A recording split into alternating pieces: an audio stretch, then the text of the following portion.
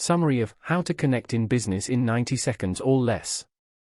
Use Rapport by design to become more confident and effective, and make the best of every business relationship. By Nicholas Boothman. Muldoon's Rules. Francis Xavier Muldoon was the dynamic, successful advertising manager of Woman magazine in the UK. His Gospel according to Muldoon is a set of relationship-building guidelines that includes the principle: first impressions set the tone for success more often than class, credentials, education, or what you paid for lunch.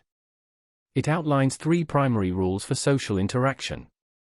1. Look people in the eye and smile. Never underestimate the importance of eye contact.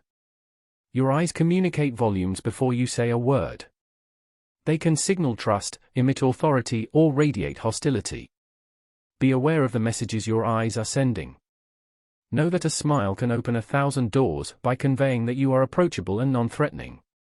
2. Fit in. Become a chameleon. People are attracted to those who act and think as they do and, thus, make them feel comfortable.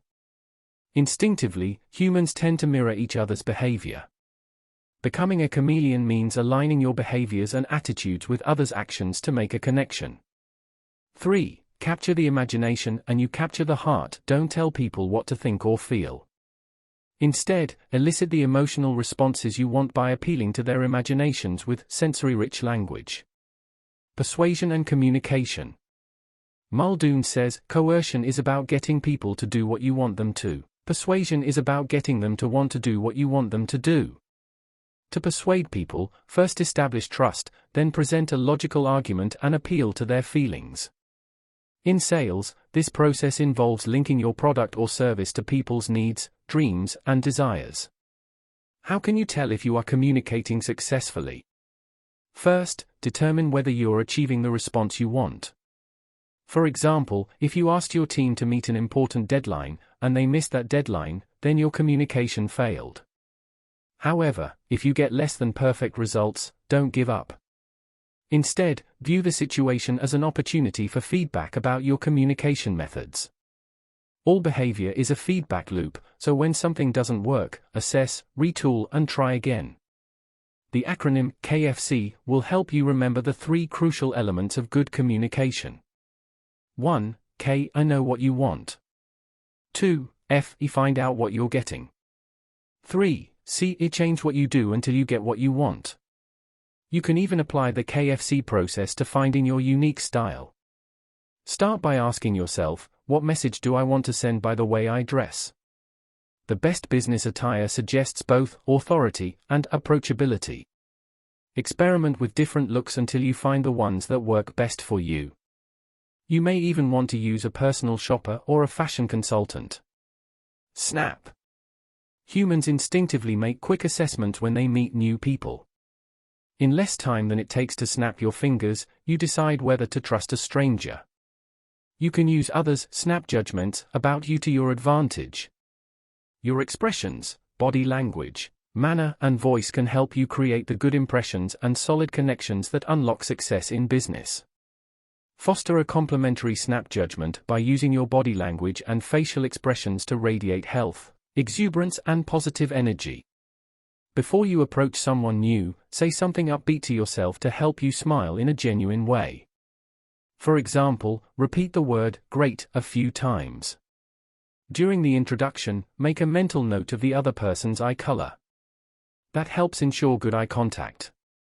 To promote trust and comfort, stand so your heart directly faces the other person's, but don't invade his or her personal space. Ask a softening question, such as, "Excuse me, may I ask you something?" Always align your attitude, stance, and tone with your counterparts. Give a little attitude. Your attitude, whether happy and welcoming or angry and arrogant, is the first thing people notice about you. You can change your body language to project a particular attitude. Try this experiment: mute the sound when you watch comedian Jay Leno host a TV talk show. Observe Leno. Does he make you smile even though you can't hear his jokes? He achieves this effect through his humorous body language and facial expressions. People send and react to messages physically as well as verbally.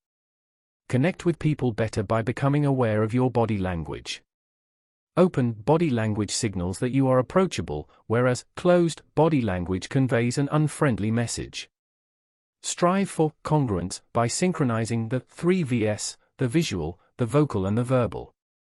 Make your body language congruent with your verbal message. If you allow these elements to work against each other, you will confuse people. Feedback completes the communication loop. Providing feedback helps people feel that you are listening to and processing what they are saying.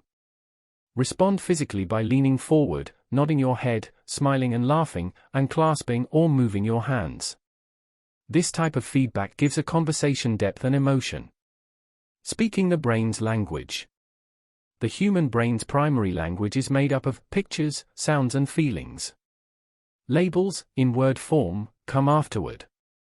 The brain can't process negative pictures. For example, try to envision yourself not doing something, such as not kicking a dog. You will only visualize yourself doing something else, such as petting the dog or standing by it. That's because your brain can process only positive ideas. Use this knowledge to your advantage by choosing positive language when you speak to others. For instance, say, "It's a pleasure," rather than "no problem." Most people rely heavily on either sight, sound, or touch. Visual people want to know how things look. They tend to dress well, sit upright, and disdain mess and clutter. Auditory people appreciate words and voices. They respond sensitively to noise, speak rhythmically, and may even turn their heads to one side when listening. Kinesthetic people experience things through touch and they like being hands-on. They dress comfortably, using varying textures and fabrics. You've got personality. People tend to fall into at least one of 4 personality categories. 1. Dreamers. Dreamers are idea generators. They tend to be creative, outside-the-box thinkers. In a work environment, they operate best when you give them the space and freedom to explore and innovate.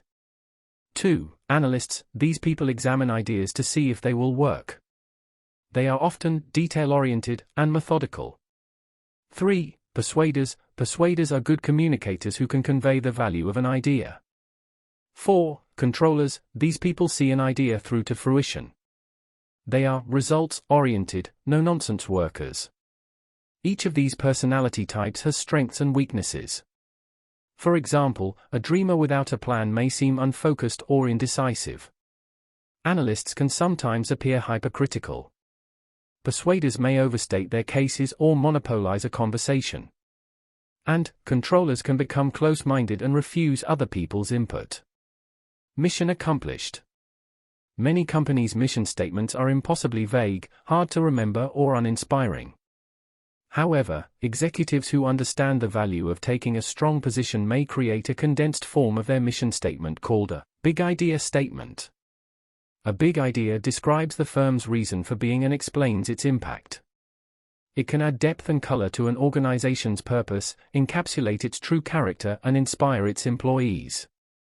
Take, for example, Walmart's big idea statement: "We give ordinary folks the chance to buy the same things as rich people." Or Coca-Cola's: "We refresh the world." As an employee, write your own big idea statement to define your work contribution. Work is about more than just earning a paycheck, so why do you do what you do each day? Once you know your big idea, write your 10-second commercial. What you would say if you had to explain your job to someone else in just 10 seconds. It should cover 3 elements: what you do, who you do it for, and how it makes their lives better. Connect for success. Socializing and networking are skills you can build. If the prospect of walking into a room full of strangers makes your heart beat a little faster and your mouth go dry, fear not. A warm, friendly interaction is a simple 5-step process. 1. Open, adopt a welcoming posture and have an open attitude. 2. Look the person you are greeting in the eye. 3. Smile, use your smile to signal that you are confident and honest. 4. Speak, introduce yourself and pay attention to the other person's name. 5. Cinch, align your non-verbal communication with the people you meet. Never underestimate the power of your handshake. It reflects your character, so make it firm, quick and respectful. Don't wait for an introduction, take the initiative and introduce yourself, then introduce others. In business, introducing a lower-ranking person to a higher-ranking person is customary. When you first meet people, let them do most of the talking. That will help you make a better connection.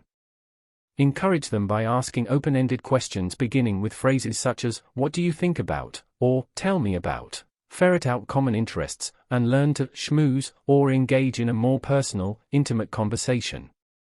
Stay focused on the other person and communicate through your body language as well as your words. Let your natural curiosity show. Learn how to link your emotional states with the way others feel. If people are indifferent to your ideas and you want them to be excited, start by igniting their curiosity. Once they are interested, you can move them along the emotional continuum to open-mindedness, so they'll want to hear what you have to say.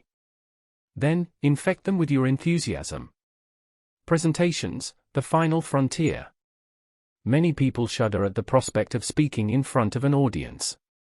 To connect one-on-one in a larger venue, begin by establishing an open attitude, making eye contact, smiling warmly and using appealing body language and vocal mannerisms. You only have around 90 seconds to engage your audience, so make your opening count. Let your feelings and enthusiasm show. Lastly, do what the world's greatest orators have done for centuries, use stories, fables, anecdotes and metaphors to capture your audience members' imaginations.